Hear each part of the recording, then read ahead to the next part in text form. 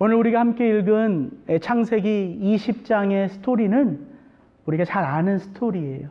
우리 1절부터 5절까지 말씀을 한번 읽어보겠습니다. 아브라함이 거기서 네게부 땅으로 옮겨가 가데스와 술 사이 그랄에 거류하며 그의 아내 사라를 자기 누이라 하였으므로 그랄 왕 아비멜렉이 사람을 보내어 사라를 데려갔더니 그 밤에 하나님이 아비멜렉에게 현몽하시고 그에게 이르시되 내가 데려간 이 여인으로 말미암아 내가 죽으리니 그는 남편이 있는 여자임이라. 아비멜렉이 그 여인을 가까이 하지 아니하였으므로 그가 대답하되 주여 주께서 의로운 백성도 멸하시나이까. 그가 나에게 이는 내 누이라고 하지 아니하였나이까. 그 여인도 그는 내 오라비라 하였사오니 나는 온전한 마음과 깨끗한 손으로 이렇게 하였나이다. 여러분, 오늘 창세기 20장을 혹시 집에서 읽어보신 분이 있다면 드는 생각, 그것이 오늘 설교의 제목이에요. 익숙한 이야기예요. 왜냐하면 이 얘기가 창세기에 처음 나온 이야기가 아니죠. 창세기 12장에 아브라함이 하나님의 부름을 받고 가나안 지경으로 들어가서 거주하는 가운데 극심한 가뭄이 일어나서 어디로 내려가죠? 애굽으로 내려가죠. 바로 그때 아브라함은 자기 아내 사라를 누이라고 속입니다. 이 이야기는 익숙한 이야기예요. 그 스토리가 크게 다르지 않습니다. 근데 사실 낯설어요. 왜 낯서냐면 창세기 12장의 아브라함은 이제 막 하나님의 부름을 받고 이제 그 약속의 땅으로 들어온 아브라함이에요. 그는 하나님을 체험한 적이 없습니다. 하나님이 어떤 능력의 아버지이신지, 하나님이 어떻게 이 세상을 통치하시는지, 나에게 약속하신 그 약속을 하나님은 어떻게 이루어 가시는지 아브라함은 모르죠. 그런데 여러분, 창세기 20장의 아브라함은 12장의 아브라함과 다르죠. 아브라함이 누구를 체험해요? 하나님을 체험해요. 그가 어떤 힘이 있으신 분인지, 그가 어떻게 이 세상을 통치하고 다스리는지, 내가 위험 속에 있을 때 하나님이 어떻게 나를 구원해 내시는지, 내 마음속에 있는 그 두려움까지 하나님이 어떻게 헤아려 보시고 나를 위로하시는지 아브라함은 그 하나님을 체험했어요. 그리고 그 조카 롯이 있는 그 소돔 땅, 죄악이 만연한 그 땅을 위하여 아브라함은 중보 기도를 올린 사람이에요. 그런데 왜 창세기 12장의 아브라함의 모습이 창세기 20장에도 여전히 나타나냐는 거죠. 그래서 낯설어요. 이 아브라함의 모습이 낯설어요. 도대체 그 마음속에 하나님은 어떤 위치를 차지하고 있는가, 그게 궁금해서 제가 낯설어요. 그리고 나서 제 반응은 하나님의 은혜에 놀랄 수밖에 없었어요. 이게 오늘 제 설교의 제목이에요.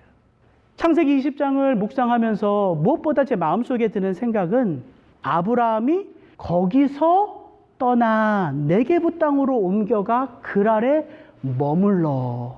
여기 거기가 어딜까요? 아브라함이 거기서 떠났어요. 창세기 18장에 보면 하나님께서 나그네의 모습으로 아브라함을 찾아오셔서 잘 환대를 받고 소돔 땅에서 부르짖는 소리가 들려온다. 그래 나그네 둘은 소돔 땅으로 내려가고요. 여호와는 그 자리에 머물러 아브라함과 이야기를 나누세요.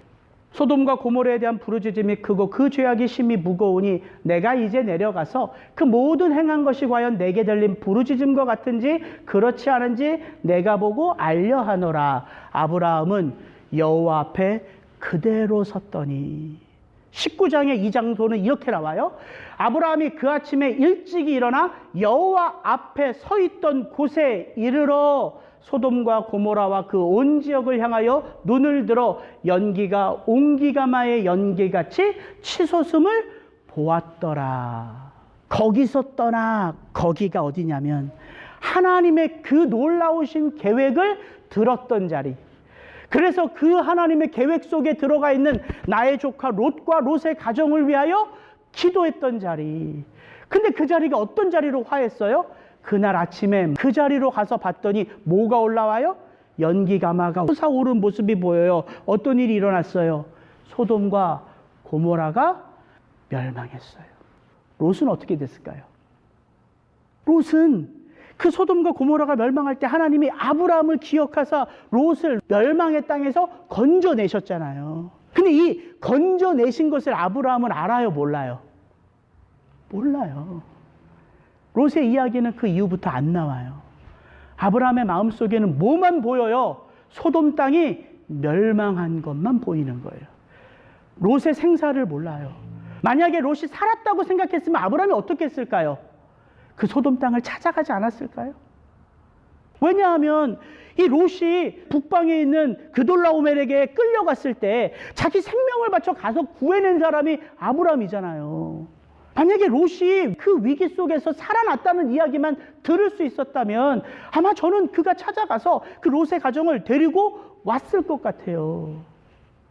제가 성경을 찾아보고 주석을 찾아봐도 왜 아브라함이 거기서 떠났는지가 나와 있지 않아요. 제가 한번 궁금해서 소돔이 어느 지역이고 소알이 어느 지역이고 지금 아브라함이 있었던 마물의 상수리 숲을 헤브론이 어디 있는지를 지도에서 한번 찾아보니까 이렇게 돼 있어요.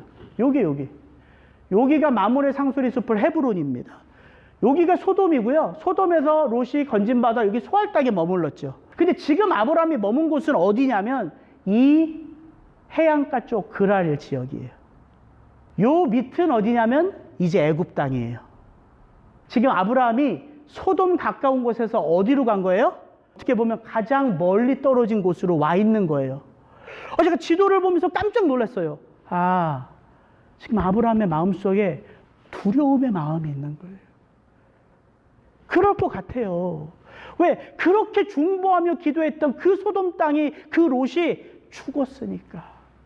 그래서 생각하면서 이 말씀을 보니까 이 거기서라는 단어가요.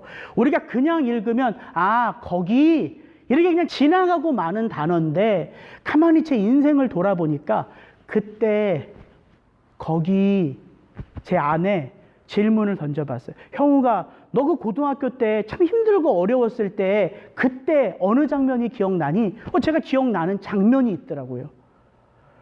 제가 고등학교 때 저희 어머님이 그 쓰러진 아버지를 이렇게 늘 이렇게 수발을 하잖아요. 그럼 어머님이 그러고 내 아들을 이제 키우시니까 항상 바쁘시고 자기 시간이 없으세요. 근데 어머님이 몸은 피곤한데 왜 잠이 안 올 때 있죠. 몸은 피곤한데 잠을 못 이뤄. 그러면 제가 어머니 머리를 제 무릎에 이렇게 놓고 흰머리를 뽑아드리기 시작했어요.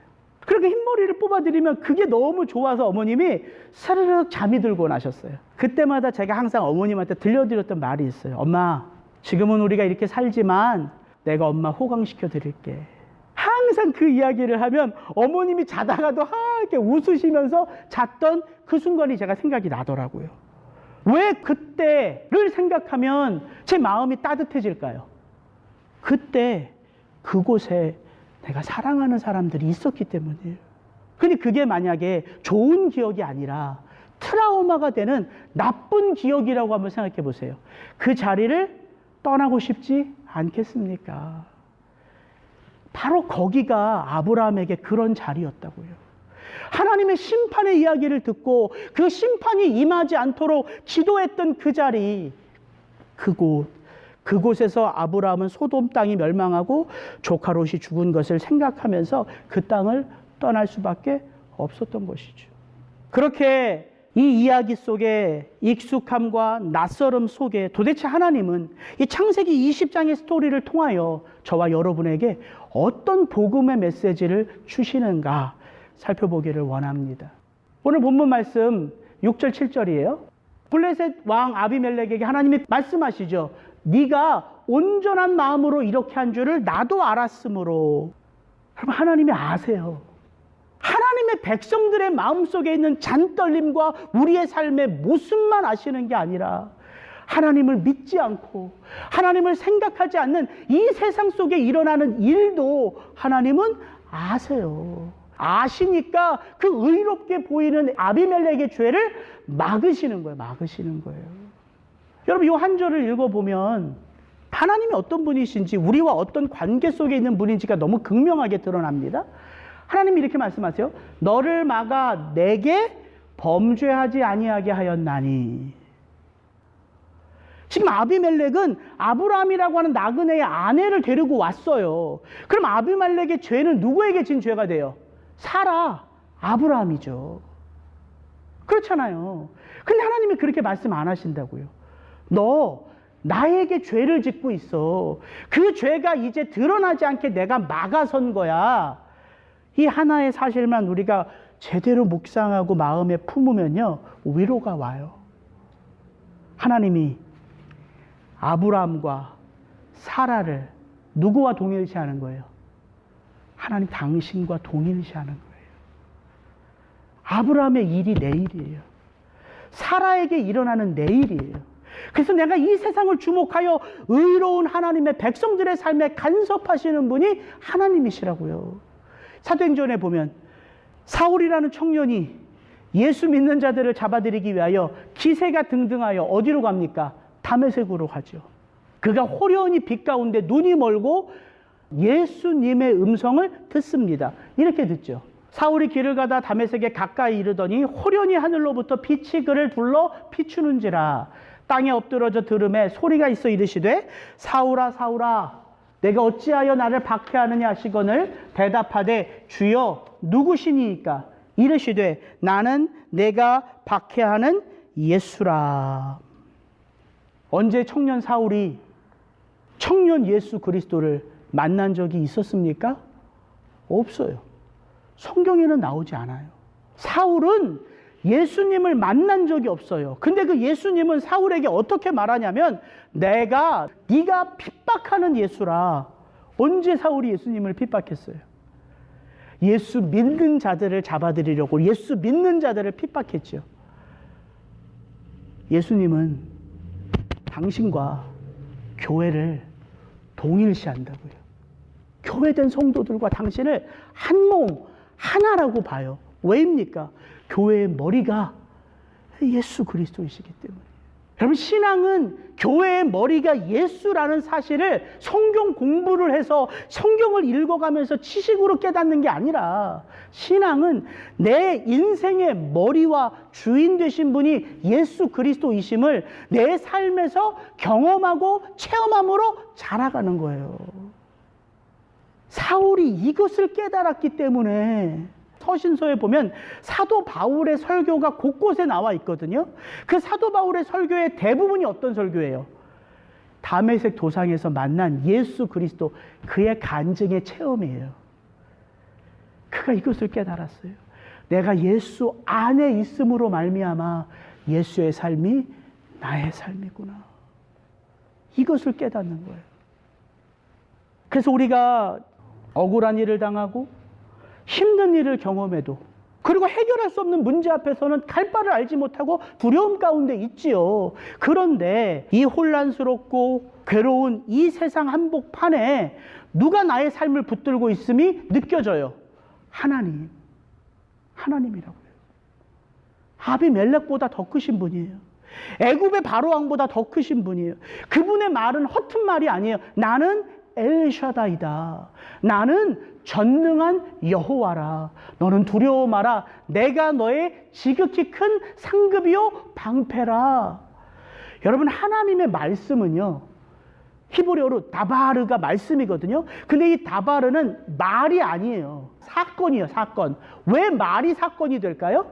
그 말대로 이루어지기 때문이에요. 그래서 히브리어의 다바르라는 말은 사건이라는 의미라고요. 그의 인격이고 그의 능력이고 그의 삶이에요. 그 하나님이 오늘 이 예배를 찾아오신 여러분들을 내가 너를 낳았다 이렇게 말씀하신다고요. 그럼 이 감격이 우리 마음에 일 때 어떤 상황 속에서도, 어떤 문제 앞에서도 두려움이 있지요. 분노가 있지요. 억울함이 있지요. 그러나 이 말씀이 믿어지기 시작할 때 우리의 예배는 온전한 예배가 되는 거예요. 내가 온전해서가 아니라 온전하신 그분의 말씀이 내 속에 살아있기 때문에. 8절부터 10절에 그 꿈에서 하나님을 만난 아비멜렉의 반응이에요. 아비멜렉이 그날 아침에 일찍이 일어나 모든 종들을 불러 그 모든 일을 말하여 들려주니 그들이 심히 두려워하였더라. 아비멜렉이 아브라함을 불러서 그에게 이르되 내가 어찌하여 우리에게 이렇게 하느냐? 내가 무슨 죄를 내게 범하였기에 내가 나와 내 나라가 큰 죄에 빠질 뻔하게 하였느냐? 내가 합당하지 아니한 일을 내게 행하였도다 하고 아비멜렉이 또 아브라함에게 이르되 내가 무슨 뜻으로 내게 이렇게 하였느냐? 아브라함이 행했던 어떻게 보면 그 개인적으로 수치스러운 일들이 세상 가운데 드러납니까? 안 드러납니까? 드러나요. 아비멜렉에게 드러나요. 이렇게 드러나요. 그러니까 우리가 예수를 믿는다는 말은 세상 속에 나의 삶은 늘 드러나 있다. 이걸 염두에 두고 살아야 돼요. 좋을 때는 신경 쓰지 않지만 문제가 있을 때, 손해를 볼 때 그 사람들이 꼭 말해요. 오늘 이 말 잘 보세요. 아비멜렉이 아브라함을 불러서 그에게 이르되 내가 어찌하여 나에게, 우리에게 내가 나와 내 나라가 죄에 빠질 뻔하게 하였다. 내가 합당하지 않은 일을 내게 행하였다. 내게 행하였다. 내가 무슨 뜻으로 나에게 이렇게 하였느냐. 이거요. 그 다음에 보면 창세기 12장에도 보면 내가 어찌하여 나에게, 내가 어찌 그를 누이라 하여 내가 그를 데려다가 하나님 앞에 죄를 짓게 만들었느냐. 관심은 뭐예요? 전부가 다 나에게.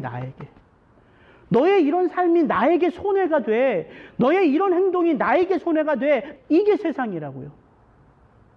근데 이게 우리의 모습이기도 하다고요. 아브라함이 이르되 이곳에서는 하나님을 두려워함이 없으니 내 아내로 말미암아 사람들이 누구를 죽일까 봐? 나를 죽일까 봐. 크리스찬이나 난 크리스찬이나 어려움의 때에, 절망의 때에, 위기의 때에 제일 주목해서 보는 자가 누구예요? 나요, 나. 이게 우리의 본성이라고요.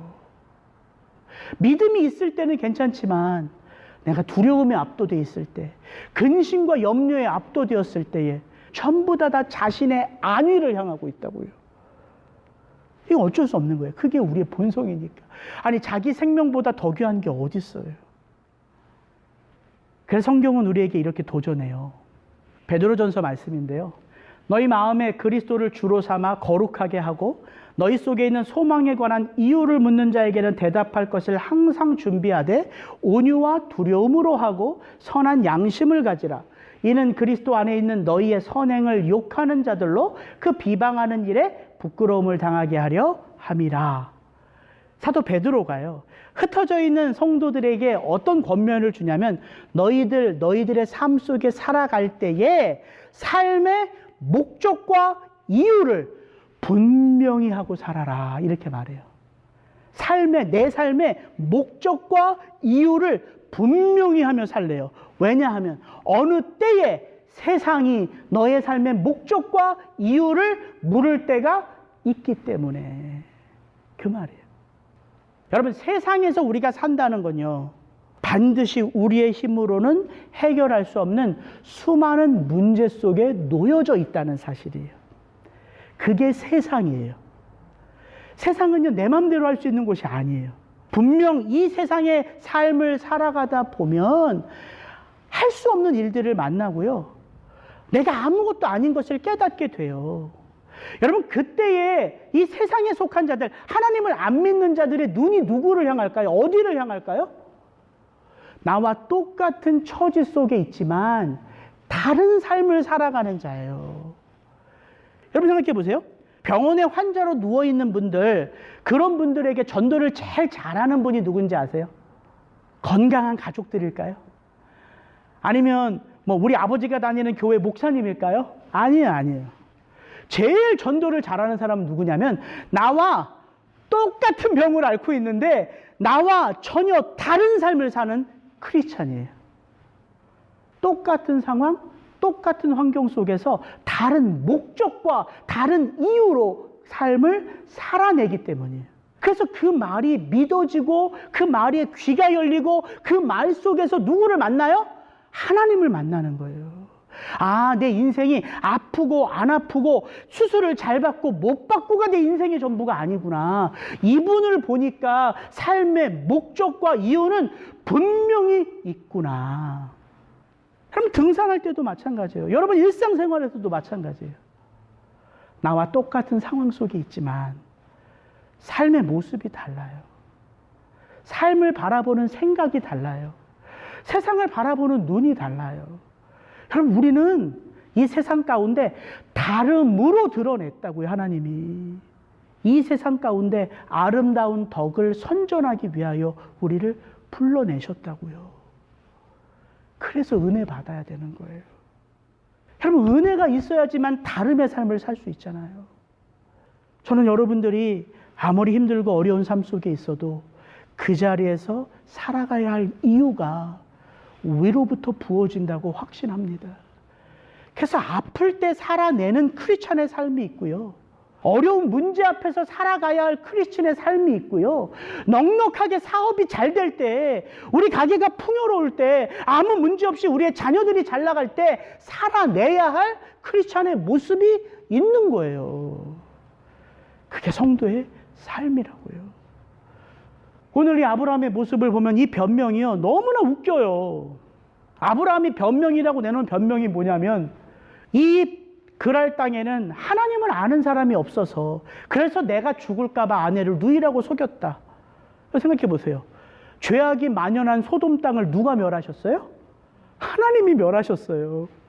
아브라함이 그걸 알고서 지금 여기로 도망온 거 아닙니까? 어떻게 보면. 근데 그의 변명은 그렇다니까요. 이 블레셋 땅보다 훨씬 더 크고 훨씬 더 능력 있는 애굽의 바로왕으로부터 아브라함이 큰 거부가 되어 보냄을 받았잖아요. 그 일은 언제 잊어버린 거예요? 여러분, 이게 우리들의 모습이라고요. 두려움이 우리 안에 있으면 까맣게 잊어요. 누가 행하신, 하나님이 행하신 그 일은 까맣게 잊고 지금 바들바들 세상 앞에 떨고 세상의 문제 앞에 두려워하는 누구만 보여요?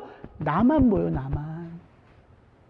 근데 제가 아브라함의 이야기를 여러분과 같이 나누면서 제게 주어진 가장 큰 은혜는 뭐였냐면 두려움, 불안, 염려 이런 게 없는 게 믿음이 좋은 게 아니라 이건 없을 수가 없더라고요.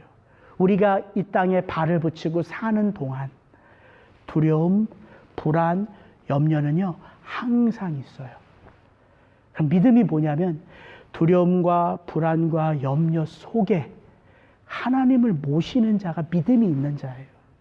두려움 속에서 하나님을 바라보는 거예요. 불안과 염려 속에서 하나님의 이름을 부르는 거예요. 그 스토리가 오늘의 이야기라고요. 그럼 오늘의 이야기의 끝이 어떻게 끝나냐면 이렇게 끝나요. 그럼 같이 한번 읽겠습니다. 아브라함이 하나님께 기도하매 하나님이 아비멜렉과 그의 아내와 여종을 치료하사 출산하게 하셨으니 여호와께서 이왕에 아브라함의 아내 사라의 일로 아비멜렉의 집에 모든 태를 닫으셨음이더라. 오늘 이야기를 쭉 읽어보면 의로운 자는 아비멜렉 왕 같고 아브라함은 왠지 불의하고 비겁한 자같이 보여요. 근데 오늘 이야기의 끝이 어떻게 끝나냐면 의로운 하나님을 모르는 아비멜렉이 아브라함을 축복하는 게 아니라 불의한 듯 보이는 하나님의 약속을 붙든 아브라함이 아비멜렉을 축복함으로 끝난다고요. 그러니까 오늘의 스토리의 이야기는 아브라함이 여전히 정신 못 차리네. 이게 남편 구슬도 못하네. 이렇게 보면 안 되고요. 전체 아브라함의 스토리 속에서 봐야지 이 이야기가 도대체 무슨 이야기를 하는지를 알 수 있는 거예요. 우리에게 아브라함은 믿음의 조상이에요. 하나님에게는 누구라고 말해요? 하나님의 벗 아브라함이라고 말한다고요. 그러니까 아브라함은 두 가지로 인정을 받아요. 우리에게는 믿음의 조상이요, 하나님에게는 늘 하나님이 만나는 하나님의 벗이에요. 그 아브라함의 인생이 창세기 12장에서 시작됐죠. 하나님이 아브라함을 부르셨어요. 복의 근원으로. 그래서 축복의 여정이 시작됐습니다. 그러고 나서 바로 나오는 스토리가 뭐냐면 아브라함이 극심한 가뭄으로 인하여 애굽으로 내려간 거예요. 그래서 아브라함의 수치가 드러났죠. 그리고 나서 12장의 이후부터 19장까지 어떤 스토리가 나와요? 하나님의 그 전능하심, 하나님의 그 놀라우심, 하나님의 그 인내하심, 하나님의 그 세밀하심을 아브라함이 체험해요. 수많은 믿음의 시련 속에서, 유혹 속에서 체험해요. 때로는 승리하기도 하고요, 때로는 넘어지기도 해요. 때로는 믿음으로 반응하기도 하고요, 믿음 없는 모습으로 살기도 해요. 그게 이제 중간이에요. 그리고 오늘 20장이에요. 거기서 떠나 그랄로 향하여 아비멜렉에게 다시 내 아내를 누이라고 속여요. 그리고 나서 창세기 아브라함 스토리는 절정으로 끝나요. 21장, 22장이 어떤 스토리냐면 하나님이 그 축복대로 이삭을 주시죠. 축복의 성취예요. 아브라함의 스토리 22장은 뭐예요? 하나님이 그 아브라함을 시험하시면서 그의 믿음을 완성해 가신다고요. 이 전체 그림을 한번 보세요.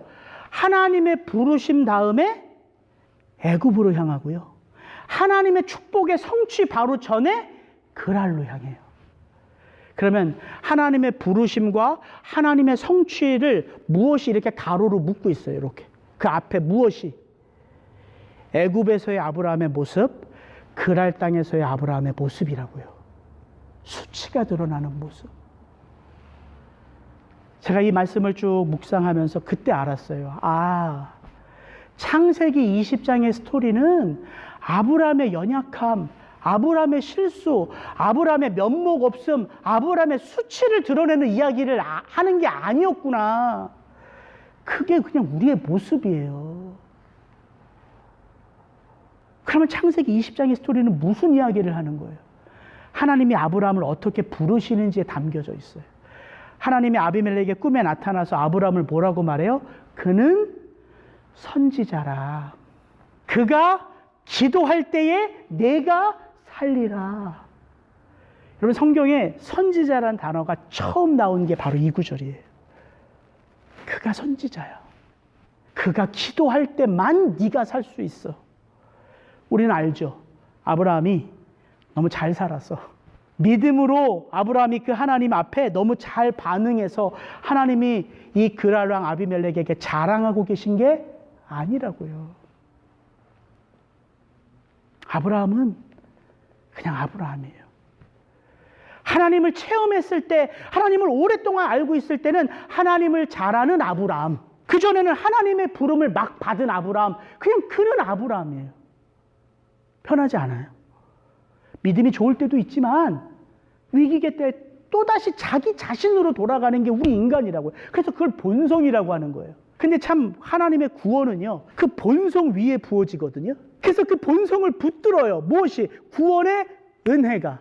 그래서 오늘 이 창세기 20장을 보면 변함없이 일하시는 분은 누구예요? 하나님의 하나님. 그분은 그냥 벗이에요. 오늘 본문 어디에 하나님이 아브라함에게 꿈에 나타나셨다는 말이 있어요? 없어요. 오늘 본문 어디에 하나님이 아브라함에게 나타나서 책망하셨다는 본문이 있어요? 없어요. 오늘 이 창세기 20장의 마지막에 어떻게 끝나냐면 아브라함이 하나님께 기도하며 하나님이 아비멜렉과 그의 아내와 여종을 치료하사 출산하게 하셨으니 이는 여호와께서 아브라함의 아내 사라의 일로 아비멜렉의 집의 모든 태를 닫으셨음이더라로 끝나요. 하나님이 이 아비멜렉이 사라를 데려올 때 어떤 일을 그 그랄 땅 전체에 행하셨냐면 모든 여인의 태를 닫으셨어요. 창세기 21장 다음 주 스토리가 어떻게 시작하냐면 이렇게 시작해요. 여호와께서 말씀하신 대로 사라를 돌보셨고 여호와께서 말씀하신 대로 사라에게 행하셨으므로 사라가 임신하고 하나님이 말씀하신 시기가 되어 노년의 아브라함에게 아들을 낳으니.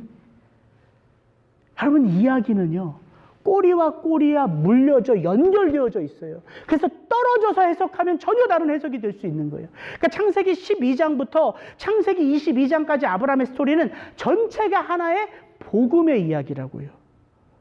하나님이요 어떤 분이세요? 전능하신 분이세요. 태를 닫기도 하시고 열기도 하세요. 그게 하나님의 주권적인 능력이에요. 근데 오늘 이야기를 보니까 하나님이 어떻게 닫으신 태를 열어요? 누구의 무엇으로? 아브라함의 기도로. 오늘 말씀을 마칠게요. 그래서 제가 깨달았어요. 성경이 아브라함의 수치를 드러내지만 그 수치를 파들어가지 않죠. 왜냐하면 죄를 아무리 파들어가도 우리는 여전히 그 모습으로 살아갈 수밖에 없는 죄인이기 때문이에요. 하나님을 믿지 않는 죄인, 하나님이 의롭다고 여겨주셨지만 여전히 죄에 허둥거리는 죄인. 이게 다른 거예요. 근데 하나님이 의롭다고 여겨주시는 자의 삶 속에 어떤 삶이 함께 펼쳐지냐면 하나님의 은혜의 손길이라고요. 한 곱이 넘었다고 어려움이 찾아오지 않습니까? 아니잖아요. 우리는요, 이 땅에 발붙이고 살아가는 내내 하나님 앞에 서는 그 순간까지 우리의 힘으로는 할 수 없는 계속되는 문제와 유혹과 넘어짐 속에 서요. 그래서 우리의 입에서 터지는 게 무엇입니까? 아버지 이거예요. 주여 이거라고요. 왜 이 고백이 계속 터져요? 내 힘으로는 할 수 없는 문제 앞에 나와 내 가정과 내 자녀들이 우리의 아버지, 어머니, 우리의 교회, 우리의 민족과 나라가 그런 일들 가운데 계속 만나기 때문이에요. 언제까지? 내가 이 땅에서 하나님의 부름을 받아서 그분 앞에 설 때까지. 그래서 우리는 알 수 있어요. 우리의 믿음의 시작도, 이렇게 동행하며 살아가는 우리의 믿음의 여정도, 우리의 믿음의 완성도 다 무엇이에요? 하나님의 은혜라고요. 사도 바울이 이것을 너무 극명하게 고백하죠. 그러나 나의 나된 것은 하나님의 은혜로 된 것이니 내게 주신 그의 은혜가 헛되지 아니하여 내가 모든 사도보다 더 많이 수고하였으나 내가 아니요 오직 나와 함께 하신 하나님의 은혜로라. 우린 이거 너무 잘 알아요. 근데 이 부활장 15장의 핵심은 모든 것이 하나님의 은혜입니다 해서 끝나면 안 되고요. 그 밑에 쭉 더 내려가야 돼요.